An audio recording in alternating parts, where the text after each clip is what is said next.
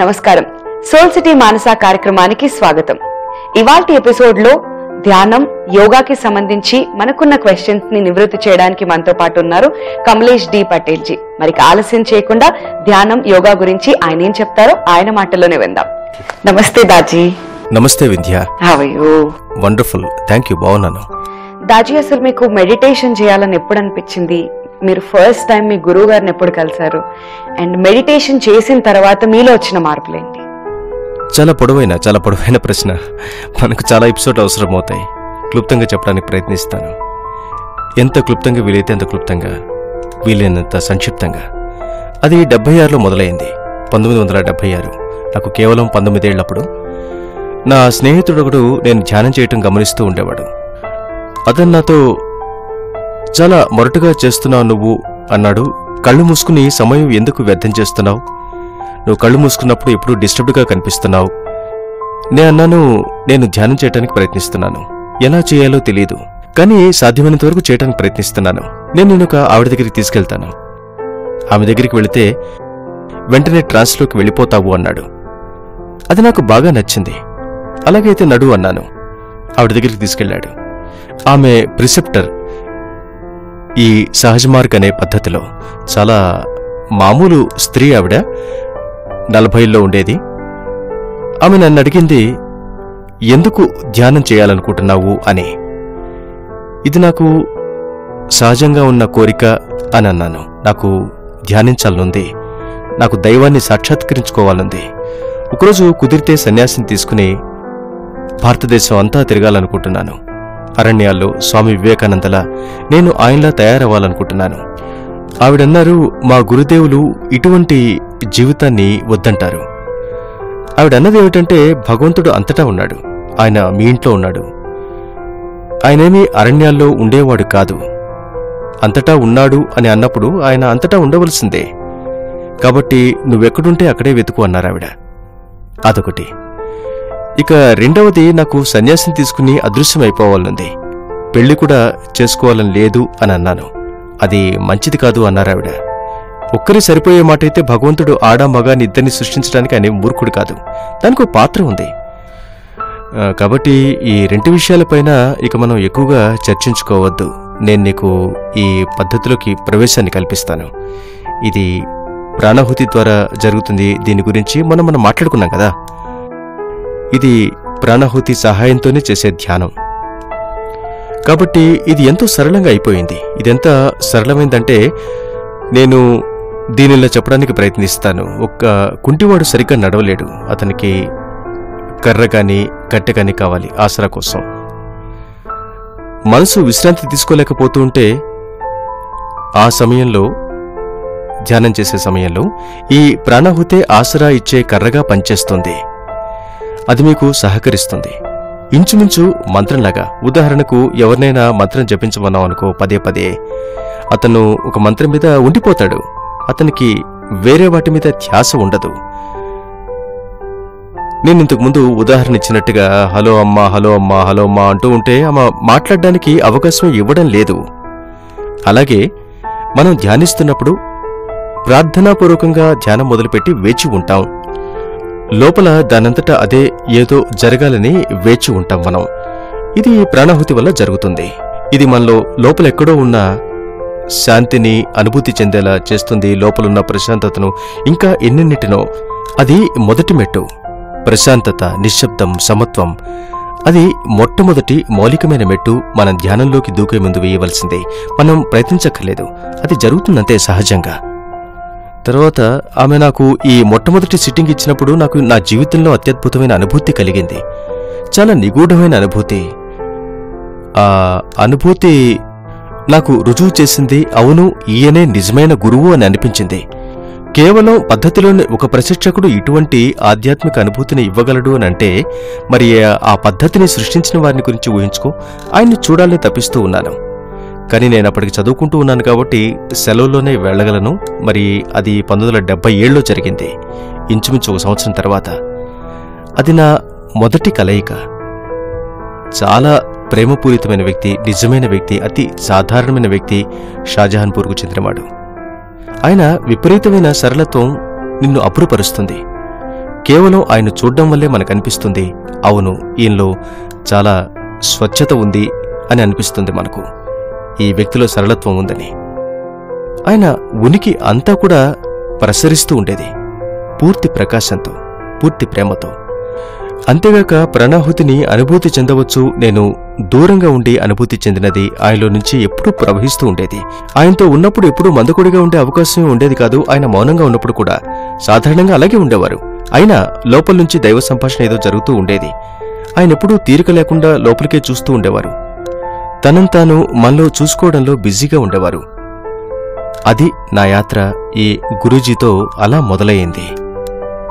అమ్మో, అది పూర్తిగా వేరే ప్రపంచంలా ఉండేది. కానీ ఆ చైతన్యం ఒక్కలా ఉండదు, ఎప్పటికప్పుడు క్షణానికి మారిపోతూ ఉంటుంది. ఇది చాలా క్రియాశీలకమైన మార్గం. నిరంతరం మారుతున్న చైతన్యం లోపల ఉండటం మూలాన సహజంగా అంతరంగ వాతావరణం మారుతూ ఉండటం గమనిస్తూ ఉంటాం. మనం వాటిని గ్రహించే పరిస్థితిలో ఉండగలగాలి. మనం ఈ పద్ధతిలో అనుభూతులకేమీ లోటు లేదు. వాస్తవానికి ఈ అనుభూతులు ఎప్పుడు ఆగిపోతాయి అనిపిస్తూ ఉంటుంది. అవి చాలా బాగుంటాయి, కానీ అవి పూర్తయితే ఇంకా ముందుకు ఈ అనుభూతుల్ని దాటి వెళ్లాలంటుంది. దాజీ, ఇవాళ రేపు మానసిక ఒత్తిళ్లు అనేవి కామన్ అయిపోయాయి. సో దాన్ని నివారించుకోవడానికి ఎలాంటి మార్గాలు ఉన్నాయంటారు? ఓ తప్పకుండా 100% కంటే ఎక్కువ. కానీ అది కాదు లక్ష్యం. ఈరోజు అందరూ నేను ఒత్తిడి నుంచి బయటపడాలి, డిప్రెషన్ నుంచి బయటపడాలి అని రాత్రింబౌళ్ళు అంటూ ఉంటారు. నాకు ఈ సమస్య పరిష్కారం అవ్వాలి, ఆ సమస్య పరిష్కారం అవ్వాలి, శాంతి కావాలి, నిద్ర కావాలి, నా రక్తపోటు తగ్గాలి. ఇవన్నీ సాధ్యమే, కానీ ధ్యానం చేయటానికి ఇది కారణం కాకూడదు. నువ్వు మహారాణివనుకో, మీ చిన్న పాప వచ్చే అమ్మా నాకు 5 రూపాయలు ఇవ్వు అని అందనుకో, నువ్వేమనుకుంటావు? నేనైతే పాప అలా 5 రూపాయలు అడిగితే నేను రాజై ఉన్నప్పుడు అలా కాదు, ఇంకా ఎక్కువేమైనా అడగొచ్చు కదా, 5 రూపాయలు ఎందుకు నా సమయం వృధా చేస్తున్నావు అని అంటాను. అవునా కదా? నేనింకా ఇవ్వగలను నీకు. మనం భగవంతుని వద్దకు ఎప్పుడు వెడతాం? మనం మనశ్శాంతి అడిగామనుకో, ఆయన తప్పకుండా ఇవ్వగలడు. కానీ ఇది 5 రూపాయలు అడగడం లాంటిది. ఆయన ఇంకా పెద్దవి ఇవ్వగలడు. తనను తానే మనకు ఇచ్చుకోగలిగితే 5 రూపాయలు అడగడంలో ఏమిటి ఉపయోగం? ఆయన వస్తే అన్నీ వచ్చినట్లే కదా, 5 రూపాయలతో సహా. ఓ మంచి కథ ఉంది మహాభారతంలో. యుద్ధం మొదలవడానికి ముందర, మహాభారత యుద్ధానికి ముందర 2 పక్కల పాండవులు కౌరవులు కూడా నిర్ణయిస్తారు, మనం శ్రీకృష్ణ భగవానుడి సహాయం తీసుకుందామని అనుకుంటారు. దుర్యోధనుడు అలాగే అర్జునుడు శ్రీకృష్ణుడి భగవానుడి గుమ్మంలో ఉంటారు. మీరొచ్చారు కాబట్టి నేను సహాయం నిరాకరించలేను, నేను 2 ఇవ్వగలను, అంతకంటే ఏమీ లేవు నా దగ్గర. ఒకటేమిటంటే, నేను యుద్ధంలో ఒకవైపు ఉంటాను, కానీ ఏ ఆయుధము ముట్టుకోను. మరోవైపు నా సైన్యం ఉంటుంది, నాకు సంబంధించింది ప్రతీదీ ఉంటుంది, మీరు తీసుకోవచ్చు. దుర్యోధనుడు తన దుష్టబుద్ధితో భగవానుడు ఇవ్వగలిగినవి ఎన్నుకున్నాడు, సైన్యము వగైరాలు, యుద్ధం చేయడం కోసం. కృష్ణ భగవానుడు పనికిరానివాడు అని అనుకున్నాడు. ఆయుధాలు లేకుండా ఎలా యుద్ధం చేస్తాడు అని అనుకున్నాడు. ఒక ఆయుధం కూడా ముట్టనని నిర్ణయించుకున్న తర్వాత అందుకని అది అనుకున్నాడు. అర్జునుడు చాలా వివేకవంతుడు. నువ్వు నాకు చాలు అని అన్నాడు. నువ్వు నా వైపుంటే నేను యుద్ధం ఎలా ఓడిపోతాను? కాబట్టి మనం భగవంతుని ధ్యానం ద్వారా సమీపించినప్పుడు, ఆయన తనతో సహా ఎన్నో వస్తువులు ఇవ్వగలిగినప్పుడు ఆయన ఉనికినే అడగొచ్చు కదా. ఆయన ఇవ్వగలిగినవన్నీ కోరే బదులు ఆయన మొత్తం విశ్వం ఇవ్వగలడు. కానీ తనను తానివ్వకపోతే ఆ కానుక కూడా అసంపూర్ణంగా ఉంటుంది. మనం వివేకంతో అడగాలి భగవంతుడిని. మనశ్శాంత, ఒత్తిడి పోగొట్టుకోవటమా, అనారోగ్యం పోగొట్టుకోవటమా? నా జీవితం అంతా అనారోగ్యంగా ఉన్నా కూడా నా జీవితాంతంలో నాకు భగవంతుడు గనక లభిస్తే చాలా చౌకబేరమే అవుతుంది. భగవంతుడిని ముందు కోరుకో. మనం మన లక్ష్యాలను మార్చుకోవాలి, వీటన్నిటికీ అతీతంగా వెళ్ళగలగాలి. అప్పుడు నిర్ణయించుకోవాలి. ఒకసారి మీ మనసులో ఇది సాధించాలని నిర్ణయించుకుంటే మీ శక్తులన్నీ ఈ దిశగా వెచ్చించండి. హృదయం లేకుండా ఆధ్యాత్మికత వద్దకు వచ్చినట్లయితే లేక జీవితంలో మరేదైనా సరే మనకు సంతృప్తిగా ఉండదు. ఉదాహరణకు ఒక నీళ్ల కాలువ ఉందనుకో. ఈ ఉదాహరణ కూడా నేను నా మాస్టరు నాకు చూపించిందే. షాజహాన్పూర్లో ఒక ఉదయం నేను ఒక 10-15 అడుగుల దూరంలో నిలబడి ఉన్నాను. ఆ సమయంలో మేమిద్దరమే ఉన్నాం. ఆయన తన కుర్చీలో ఇలాగే కూర్చున్నారు. ఇలారా అని అన్నారు. నేను వెళ్ళాను. నన్ను అక్కడ కూర్చోరన్నారు. అప్పుడు ఆయన, అది చలికాలం కాబట్టి, ఉదయం కాబట్టి, చూడు తన గోరుతో తనపై ఇలా గీశారు. చూడు, ఇది నీటి కాలువ. అవును బాబూజీ. అప్పుడు మరో కాలువ గీశారు. ఇప్పుడు ఇందులో 50% శక్తి తగ్గిపోయింది. నీకు అర్థమవుతోందా?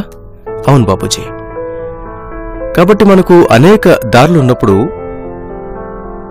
మన అంతరంగంలో ఉన్న వనరుల శక్తిని తగ్గించేస్తూ ఉంటాం. నా మనసులో ఒకే లక్ష్యం ఉన్నప్పుడు, ఎలాగైనా సరే సాధించాలని అనుకున్నప్పుడు నా శక్తులన్నీ అక్కడే వెచ్చించడం జరుగుతుంది. ఈ మధ్య ఒక యువకుడి దగ్గర నేర్చుకున్నాను. నా ఫోన్ చాలా త్వరగా డిశ్చార్జ్ అయిపోతూ ఉంటే అన్నాడు, ఎందుకు మీరు అన్ని యాప్స్ తెరిచి ఉంచుకున్నారు, వాటిని మూసేయండి అని అన్నాడు. కేవలం మీకు అవసరమైన ఫోన్ మాత్రమే ఉంచుకోండి, వాటిలో మిగిలిన అన్ని అప్లికేషన్స్ మూసేయండి అన్నాడు. అప్పుడు బ్యాటరీ లైఫ్ ఎక్కువసేపు ఉంటుంది. కాబట్టి మన లక్ష్యం, మనం సాధించదలుచుకున్న దాని మీద మన శక్తులన్నిటినీ వెచ్చించాలి, ఆ దిశగా వెచ్చించాలి. ఇక్కడ పెట్టలేను, అక్కడ పెట్టలేను. ఒక్క లక్ష్యం, ఒక్క మార్గం, ఒక్క ఇన్వెస్ట్మెంట్ అంతే. మన లక్ష్యం నిర్ధారించుకున్నప్పుడు అది నిజానికి మనం చేసే ఇతర విషయాలతో జోక్యం చేసుకోదు. నన్నొక ఉదాహరణను ఇవ్వనివ్వండి. నువ్వెప్పుడు పరిగెత్తడం మొదలుపెట్టావు, లేక డ్రైవింగ్ లేదా సైకిలు ఎప్పుడు నేర్చుకున్నావు? పిల్లలుగా ఉన్నప్పుడు, అంటే 4-5 ఏళ్ల వయసులో పేరెంట్స్ 3 చక్రాల బండి ఇచ్చేవారు.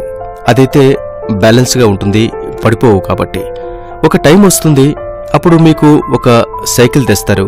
కానీ దానికి 2 చిన్న చక్రాలు అదనంగా సపోర్ట్ చేయడానికి ఉంటాయి. ఆ తర్వాత ఒక టైం వస్తుంది, ఆ చక్రాలు కూడా తీసేస్తారు. నువ్వు స్వంతంగా నడపగలుగుతావు. నువ్వు మీ ఇంటి చుట్టుపక్కలంతా కూడా నడుపుతూ ఉంటావు. వెనక బ్యాగ్ వేసుకుని స్కూల్కి వెళ్లే సమయం కూడా వస్తుంది. చేతులు కూడా వదిలేసి నడపగలిగే రోజు వస్తుంది, స్నేహితులతో పాటలు పాడుతూ. ఇప్పుడు ఏదైతే ప్రయత్నపూర్వకంగా నేర్చుకున్నావో, నువ్వేదైతే నేర్చుకున్నావో అది తెలియకుండా జరుగుతోంది. ప్రయత్నం లేక అది మీ చైతన్యంలో ఒక భాగమైపోయింది, మీ స్వభావంలో భాగంగా మారిపోయింది. అప్పుడు నేను సైకిల్ తొక్కడం అనేది పాట పాడడానికి అడ్డురాదు, చుట్టూ అన్నీ చూడ్డానికి అడ్డురాదు.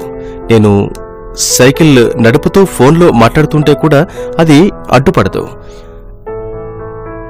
ఇదంతా మల్టీటాస్కింగే, కానీ లక్ష్యం మాత్రం ఇక్కడ వేరేది. పిల్లవాడి లక్ష్యం ఇంటి నుంచి స్కూలుకు వెళ్లటం, దానిలో ఏమీ తగ్గడం లేదు, మరెన్నో చేస్తూ ఉన్నప్పటికీ కూడా. సరిగ్గా అలానే మన అంతరంగంలో ఉన్న దృష్టి అంతగా శిక్షణ పొందినప్పుడు ధ్యానం ద్వారా ఒక విషయంపై దృష్టిని కేంద్రీకరిస్తూ అదే సమయంలో నా హృదయాన్ని పెడలింగ్ చేస్తూనే ఎన్నో పనులు చేయగలుగుతున్నాను. కానీ నా హృదయం అప్పటికే చాలా నిగూఢమైన దానితో అనుసంధానమై ఉంది. నేను ఇప్పటికే ట్యూనే ఉన్నాను.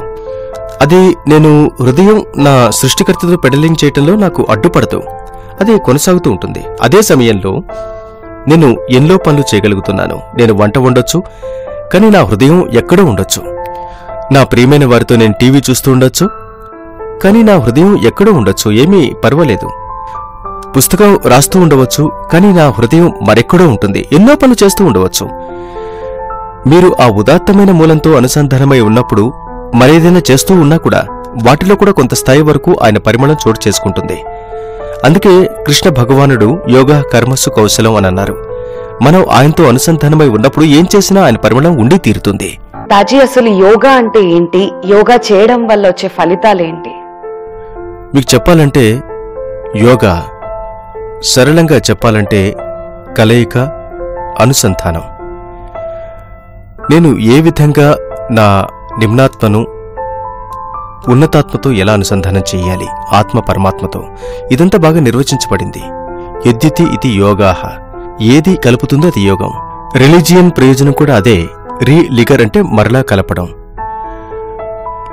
యోగా యొక్క ప్రయోజనాన్ని గురించి స్వామి వివేకానంద మాటలో చెప్పాలనుకుంటాను.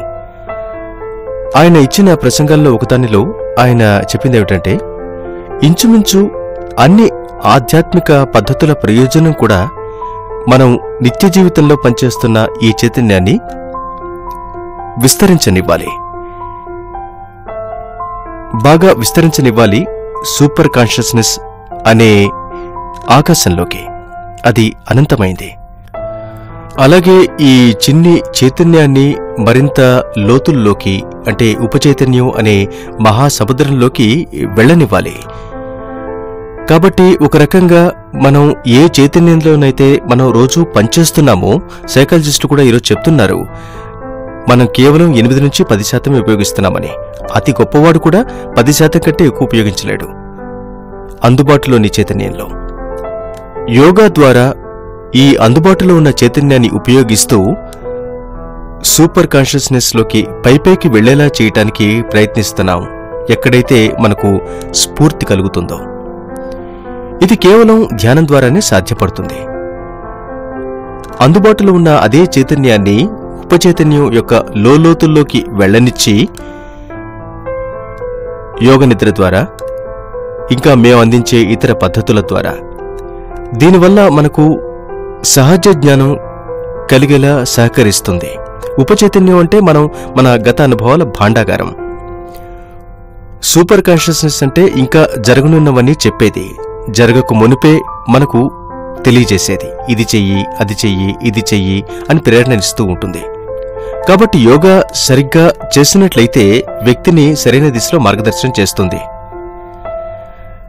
అందుకే జనం అంటారు, జనం ఎప్పుడూ యౌగిక పద్ధతులను అనుసరించేవారు ఎప్పుడూ తమ మార్గంలో విఫలమవడం ఉండదు.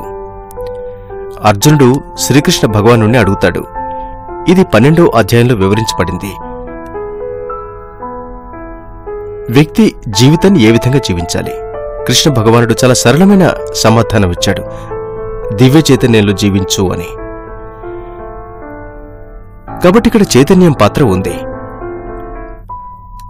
హార్ట్ఫుల్నెస్ ధ్యానం, పూర్తి ధ్యానం వంటి మార్గాలు, ప్రాణాహుతి సహాయంతో చేసేది, యోగిక ప్రాణాహుతితో చేస్తే కొద్ది కాలంలోనే 5 నిమిషాల కంటే తక్కువ వ్యవధిలోనే సూపర్ కాన్షియస్నెస్ ను స్పృశించేలా చేస్తుంది. వెంటనే. ఇది అనుభూతికి సంబంధించింది. రాత్రి మనం ప్రార్థన చేస్తున్నప్పుడు హృదయపూర్వకంగా హృదయం ప్రేమ కోసం రోదిస్తూ, ప్రేమతో దేవుడి కోసం, అటువంటి ప్రార్థన తర్వాత మనం అనుభవించే నిద్ర స్వభావం చాలా వేరేగా భిన్నంగా ఉంటుంది. యోగులు దాన్ని యోగ నిద్ర అంటారు. హార్ట్ఫుల్నెస్ ధ్యానంతో దీన్ని చాలా సులభంగా అనుభూతి చెందగలం. మొట్టమొదటి రోజు నుంచే మీరు అనుభూతి చెందొచ్చు. ఈ సూపర్ కాన్షియస్నెస్ స్థితిని, సబ్ కాన్షియస్నెస్ స్థితిని రెంటినీ అనుభూతి చెందగలుగుతారు. ఎంతో మంది తపస్సు చేస్తూ వేచి ఉన్నారు దీనికోసం కొన్ని వందల సంవత్సరాలుగా. సరే, ఇంకా తపనతో దాహార్తితో ఉన్నారు వాళ్ళు. ఎందుకంటే వాళ్లకు ప్రాణాహుతి అంటే ఏమిటో ఆలోచన లేకపోవడం వల్ల. ఒకవేళ ఆలోచన ఉన్నా ఎక్కడి నుంచి అందుకోవాలో తెలియదు. మరి నా గురుదేవుల అనుగ్రహం వల్ల ఆయన కనుగొన్నారు. అంతేకాదు, ఆయన అందరికీ పంచారు కూడా, శిక్షణ ఇచ్చారు. గతంలోని ఇతర గురువులా కాకుండా వాళ్లకు ఆ జ్ఞానం ఉండేదేమో, కాని వాళ్లు అందజేయలేదు ఎవరికి. ఆ విధంగా ఈ సంప్రదాయం కనుమరుగైపోయింది. ఆయన దివ్య జ్ఞానంతో ఆయన ఈ పద్ధతిని కనుగొన్నారు. ప్రాణాహుతి అనేటువంటి ఈ పద్ధతి దశరథ మహారాజుకు 72 తరాలకు పూర్వం ఉందని కనుక్కోవటం జరిగింది. ఒక ఋషి ఉండేవారు, ఈ పద్ధతిని కనుగొన్నారు. ఆ తర్వాత దీన్ని నా గురువులు తెలుసుకుని, సరే దీన్ని మనం చేద్దామని అనుకున్నారు. ఆ తర్వాత ప్రపంచవ్యాప్తంగా శిక్షణనివ్వటం మొదలుపెట్టారు. నేను చేయగలిగింది వాళ్ళు కూడా చేయగలరు, వాళ్ళనే ప్రిసెప్టర్లు అని అంటారు. కాబట్టి యోగం యొక్క ప్రయోజనం అంటే, సరళంగా చెప్పాలంటే, ఈ చైతన్యాన్ని సూపర్ కాన్షియస్ చైతన్యం వైపు పైపైకి వెళ్లనివ్వటం, అలాగే సబ్ కాన్షియస్నెస్ చైతన్యంలోకి లోతులోకి వెళ్లనివ్వటం కూడా. ఆ విధంగా ఈ 8% కాస్త 20%, 30%, 40% అయిపోయింది. ఇలా మహాత్మాగాంధీ గారు చాలా నిగూఢమైంది చెప్తూ ఉండేవారు. ధ్యానానికి సమయం దొరకని రోజున ఎక్కువ సమయం ధ్యానానికి వెచ్చించండి అని అనేవారాయన. ఎందుకంటే మీరు ఎక్కువగా ధ్యానం చేస్తే మీకు సరిగ్గా ఎలా చెయ్యాలి, ఏం చెయ్యాలి అనే ఆలోచన తప్పకుండా కలుగుతుంది. 10 గంటల సేపు చేసేది 1 గంటలో చేయగలుగుతున్నారన్న మార్గదర్శకత్వం ధ్యానం ద్వారా కలుగుతుంది. మీకు మార్గదర్శనం లోపల నుంచి కలుగుతుంది. బాగా ఒత్తిడి ఉన్నప్పుడు కనుక ధ్యానిస్తే మనలో నుంచి శ్రేష్టమైన దాన్ని బయటికి తీసుకొస్తుంది. బద్ధకస్తుడు చేయడానికి ఏ పని లేనివాడు 24 గంటలు ధ్యానం చేసినా కూడా ఇది ఎక్కువగా ఉపయోగపడేది నా ఉద్దేశంలో 24 గంటలు ఖాళీ లేకుండా పనిచేసేవాడికి. అతనే ధ్యానం యొక్క ప్రభావాన్ని ఏమీ చేయని వాడికంటే కూడా ఎక్కువగా గుర్తించగలుగుతాడు. ఎందుకంటే మొదటిది, మనకు ధ్యానస్థితిలో ఉండే మనసున్నప్పుడు, ధ్యానం చేసి ఈ ధ్యానస్థితిలో ఉండే మనసును పెంపొందించుకున్నప్పుడు దీన్ని మీరు క్రియాశీలకంగా నిత్యము వినియోగించగలుగుతున్నారు. ఏ వ్యక్తి అయితే ఏమీ చెయ్యడో, ధ్యానం చేసినా ఏం చేస్తున్నాడు? ఏమీ చేయడం లేదు, నిద్రపోవడం తప్ప ఏం చేయగలడు? కానీ తీరిక లేకుండా పనిచేసేవాడికి తీరిక లేకుండా చేసే ప్రతి పనిలోనూ అతను హృదయాలను స్పృశించగలుగుతున్నాడు. ఈ ధ్యాన స్థితిలో ఉండే మనసుతో అతను కలిగే ఫలితాలు చూసినప్పుడు ఆశ్చర్యపోతాడు. అతనికి ఇంకా ఇంకా చేయాలనిపిస్తూ ఉంటుంది. దీనిలో ఫలితాలు, లాభాలు కనిపించినప్పుడు తప్పకుండా చేస్తారు. కాబట్టి ధ్యానం వల్ల కలిగే ఫలితాలను చూడాలి, ధ్యానం వల్ల కలిగే ప్రయోజనాల్ని తెలుసుకోగలగాలి. అప్పుడు మన జీవితం ఇలా ఉండటానికి లేదు.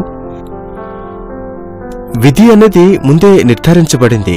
దీనికి చాలా వరకు గతంలోని అనుభవాలే కారణం. కాబట్టి మనం సృష్టించిన వాటిని ఖర్చు చెయ్యాలి. భగవంతుడు మనకు స్వేచ్ఛతో కూడిన సంకల్ప బలాన్ని ఇచ్చినందుకు మనం భవిష్యత్తును సృష్టించుకోగలుగుతున్నాం. అందుకే సంస్కారాలు తమ పాత్రను అలా అనంతంగా పోషిస్తూ ఉన్నాయి. న్యూటన్ సిద్ధాంతం ఏం చెప్తోంది? ప్రతి చర్యకు దానికి సమానంగా ఒక వ్యతిరేకమైన ప్రతిచర్య ఉంటుంది. అవునా? మనకిది బాగా తెలుసు కదా. అదే సిద్ధాంతం ఇక్కడ కూడా వర్తించినా కూడా ఆధ్యాత్మికతలో లేక ఉద్వేగ ప్రపంచం, మనం ఇప్పుడు ఈ ఉద్వేగ ప్రపంచాన్ని తీసుకుందాం. ఈ ఉదాహరణను సాధారణంగా యువతకు చెబుతూ ఉంటాను. ఎవరి కళ్ళలోకైనా ఎప్పుడూ చూస్తూ ఉండండి, ఏమీ స్పందన ఉండదు. చర్య ఉన్నా దానికి సమానమైన ప్రతిచర్య లేదు. ఆమె కనుక నవ్వి కన్ను గీటితే నీకు 10 రోజులు నిద్ర ఉండదు. ఇది ఉద్వేగపరమైన ప్రతిస్పందన. ఆ చర్య కేవలం 10 సెకండ్లే ఉన్నా కూడా. ఆధ్యాత్మిక ప్రపంచంలో నేను భగవంతుణ్ణి ప్రార్థిస్తూ ఉంటే స్పందన వస్తే, నేనొక్క అడుగు ఆయన వైపు వేస్తే ఆయన ఎన్నో ఎన్నో ఎన్నో అడుగులు మన వైపు వేస్తాడు అని నిరీక్షిస్తున్నాడు. ఆధునిక ప్రేమికుల కంటే కూడా అధ్వాన పరిస్థితి. మనందర్నీ కలిపి చూస్తే కూడా అధ్వాన్నమే. ఆయన ప్రేమ మన కోసం వేచి ఉండటంలో అనేది అమోఘం. కొంచెం కదిలితే వెంటనే మార్గాన్ని ఏర్పరుస్తారు. ఆయన ఒక్క అడుగు మన అడుగు కంటే చాలా పెద్దది. కాబట్టి ఇది సమానమైన ప్రతిచర్య కాదు, అనేక రెట్లు ఎక్కువ ఈ ఆధ్యాత్మిక లోకంలో. కాబట్టి విధి అనేది మన చేతుల్లో ఉంది. మనం సృష్టించుకుంటున్న మన భవిష్యత్తు. మీరు గనక ఈరోజు ఇలా అనుకున్నారంటే ఈ వర్తమానం నేను గతంలో సృష్టించుకున్నాను. కాబట్టి రాబోయే భవిష్యత్తు నేనిప్పుడు చేయబోయే పనులపై ఆధారపడి ఉంటుంది కదా. దానికి నాకు స్వతంత్రమైన సంకల్ప బలం ఉంది. ఈ స్వతంత్రమైన సంకల్పం లేనిదే నేను లక్ష్యాన్ని తెలుసుకోలేను. చూడండి, మనిషిగా మన జీవన విధానం గులాబీ లాంటిది కాదు. ఉదాహరణకు గులాబీ అవడానికే ఉంది, తామరపు అవ్వలేదు. మనిషిలో మనకు ఈ చైతన్యం విషయంలో స్వేచ్ఛ ఉంది. మనం చైతన్యంతో ఆడుకునే అవకాశం ఎంతుందంటే మనం తామసిక మనస్సును లేక తామసిక చైతన్యాన్ని సృష్టించుకోవచ్చు. బందిపోటవ్వచ్చు, తీవ్రవాది కావచ్చు, అలాగే సాత్వికంగా అవ్వచ్చు, సాత్విక చైతన్యం సంపాదించవచ్చు. మహాత్ముడు, ఋషి లేదా సాధు జీవితాలు ఏదైనా ఎంచుకోవచ్చు. అది మన చేతుల్లో ఉంది, ఎంపిక మనది. ఇదే స్వతంత్రంగా ఉండే సంకల్పంతో ఉండే సమస్య. దీన్నిలా వినియోగించడం, మీ జీవితాన్ని మీరు బాగు చేసుకోవచ్చు, పాడు చేసుకోవచ్చు, ఎంపిక మీదే. కాబట్టి విధి అనేది కొంతవరకు తన పాత్ర పోషించింది. కానీ మన స్వతంత్రంగా ఉండే సంకల్ప శక్తి దాన్ని సరిగ్గా వినియోగించుకోకపోతే అలజడి సృష్టించగలదు. ధ్యానం గురించి, యోగా గురించి దాజీ ఎంతో చక్కగా వివరించారు కదండి. మరో అందమైన ఎపిసోడ్ తో మళ్ళీ కలుద్దాం. అందాక సెలవు. నమస్తే.